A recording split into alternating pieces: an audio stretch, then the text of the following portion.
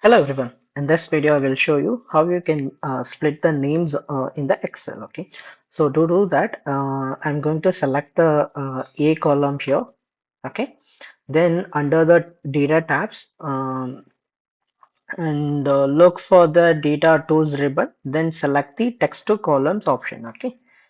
And the pop-up appears.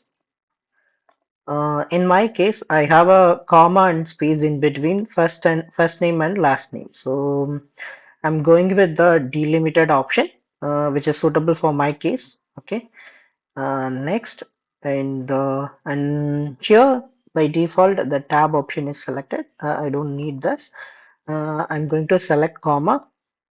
Okay, as you can see the data preview, it shows the column is already splitted. Okay, the data first name and last name.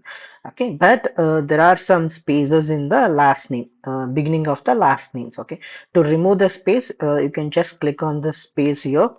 You can checkbox, in the checkbox you can check, then go to next. Okay, now we have to select the data format. As it's a first name and last name, I'm going with the text option here, then finish.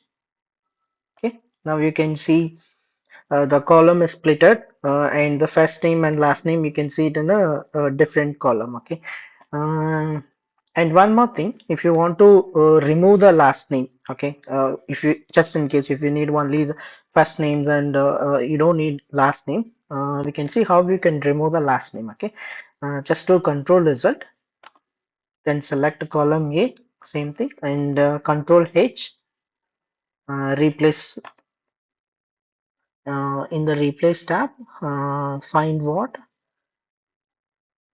I'm going to type comma space and then replace all. Okay, that's not the case. One second. Uh, I am going to undo this. Okay, Control H. We have to select. We have to type comma space and star. That's what I was missing. Replace all. As you can see, the last name was removed, and I have only the first names. Okay, thank you.